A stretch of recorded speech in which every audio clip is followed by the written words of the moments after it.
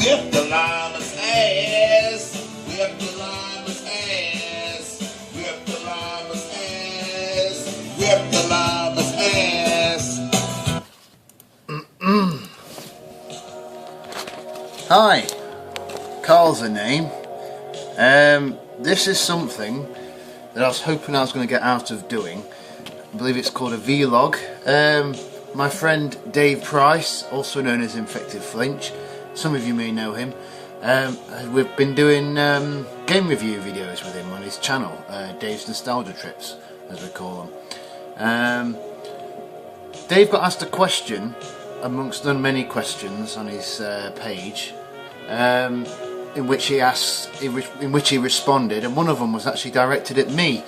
If I can find it here now, from Time Team 1982. He asked me, which is your favourite VW camper or Beetle? Now I did see this, I did not comment because I thought I may be doing a video with Dave at some point. Since then, every single day, either by text message, a message on a post on YouTube, I've been getting messages from Dave, do your vlog, and I said Dave, I've got followers on my page, but my videos have no theme. If I had followers who understood all my videos, there would be fans of Left 4 Dead, like VW Beetles, like black jokes, and also like cats, and everything else I've got on there. Just a weird mix of crap. So I wasn't interested in really doing one of these because it's I've not got a theme going. But anyway, I said I'd do it. I can't back out now because every time I see Dave for the next year, he would ask me, tell me I should do it. And anyway, back to the question: which is your favourite VW? Well, when I first read this, I thought it was which is your favourite, spec of Beetle or camper, but only I'm a geek with them, so I'd know that.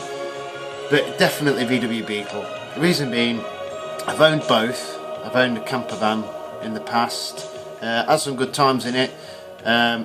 Whilst owning the camper van, I didn't have a Beetle, but I always wanted one.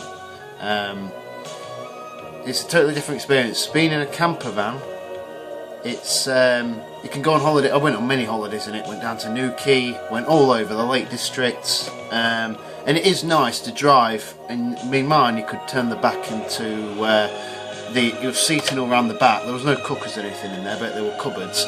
You could turn the back into a bed. I remember one particular time driving down to Newquay and got the bed, folded the seats down, made the bed up, and driving down to Newquay from Sheffield, talking, I forget how many hours it were, about 4 or 5 hours, and every now and then, you'd look in your mirror, see the bed, and go, can't wait till I pull up and can get my head down on there. And like when you went away, you don't have to worry about getting your tent out your car, you could just sleep in. But the thing I found, having an old camper van, there still weren't enough room if you was away. And I still ended up putting an awning, and I kind of thought, well, really, I'm getting somewhere. I'm putting an awning up on the van, and in effect, it mean I could drive the camper around and leave all like the tables and everything like that in there. I think the main reason for liking the Beetle more is that's what I loved when I was a kid. When I was 8 to 10 year old, I remember borrowing Herbie video cassette from my auntie, and watching that and getting a little toy Beetle, probably in the loft somewhere still, my first one, playing with that while watching Herbie, and just dreaming as a kid growing up. I remember listening to Feeder, that one was a song he's got a brand new car, that one, and I remember imagining that was the point where I started saving for my Beetle. I remember I thought, well, I was working at Sainsbury's at the time, minimum wage, and a minimum wage, I think it might have been below minimum wage because I'm sure I was on £3 something when I was 16, because I got taken on from when I did work experience. And at that point there I thought, I'm going to save for a Beetle, and with that song playing, Feeder, the song by Feeder, I just picturing, finally owning one, and at that time I was still mad on Herbie. And then I bought my first Beetle, which was an orange Beetle, 1973 1600cc 1303S. So it's the one with the McPherson strut suspension. The VW community, not they're disliked by a lot of people, but to me a Beetle's a Beetle. Reason being, the reason people who don't know Beetles is they're fatter at the front. They brought out the new suspension for that time, and some people say it made them uglier. They're the ones with the big fat lights on the back. You know, they didn't have a lot going for them. They were fat basically, and I had that, and then I owned a blue one after that. I didn't have that one long because that was shit, and then I think after that one, after that one I bought my camper van. Did that up, had that for 3 or 4 years, and sold that and bought a Porsche 911, which is just like the fast Beetle, you know, a 1986 model. But I had that 6 months, but it cost me a bomb.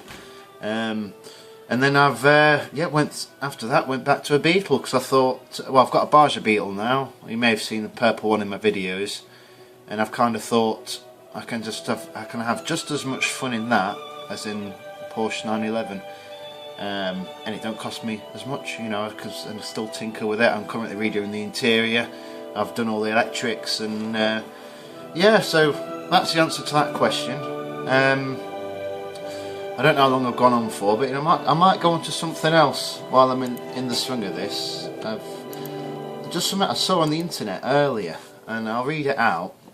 It's a picture of, I might be able to show you actually. I'll show you this. You see loads of cars, and it says, normal is getting dressed in clothes that you buy for work and driving through traffic in a car that you are still paying for. In order to get the job, you need to pay for the clothes and the car and the house you leave vacant all day so you can afford to live in it. You know, I've read that out crap because I've not read it how you should read it. I'm just going to turn this music off as well. Hang on a minute. What's this? Oh, who is that? Basically what that's saying is, not the normal, being a normal person, you get dressed in clothes that you buy for work, then you're driving through traffic in a car that you're still paying for. So in order to get the job, you need to pay for the clothes and the car and the house you leave vacant all day so you can afford to live in it. So it's basically saying that your life's governed. I might leave this in a minute because I'm talking shit. I thought this might be quite good to add, but it's a good point in that you've got a house, and to keep that house you're working to keep that house, but you don't spend as much time in that house because you're working. Same as you've got a car so you can get to work, but you're working to pay for that car. You know, I hope you get that. You know, you will get that concept because it's obvious. And I did put a really good reply on there, but it's I'll find that because one of my friends said this was quite good as well. This is what I said in reply to it, which I can't find, but I'll tell you. It's basically saying that right, what we'll do, we'll make our own car, build our own house, grow our own food. Find our own electricity, gas, electric, and acquire some land to live on, problems, and make our own clothes, and problem solved. But all this we'll have to do for free, and that's where the problem is. So there's a truth to this, but then there's also a truth to, you know, if this weren't the case, we wouldn't be able to go, you know what, I want an Xbox because someone somewhere has obviously been paid to make that. Same with the car. There's people, well, like myself, who like tinker with cars, but I ain't going to go, you know what, I love cars so much, I'm going to go spend my own money getting all this metal and just leaving it there for someone else to have because I'm a good person. You know, it all revolves around money. That topic weren't as interesting as what I thought it would be to bring into that, but this is a vlog. I don't plan to do any more, so don't subscribe once you've seen this. I didn't enjoy seeing it, and to be honest, I don't care if you enjoyed it or not. I've done it now, so Dave, shut up. I've done one, and yeah, I shall see you soon. No, I won't, because I'm not doing another one of these. But anyway, I don't know how we normally end these, but I may just leave it with another outro. See you later, people. Whip the llama's ass, whip the llama's ass. Rock it to the break of dawn, rock it like a rocking Mexicans, rock on with your back.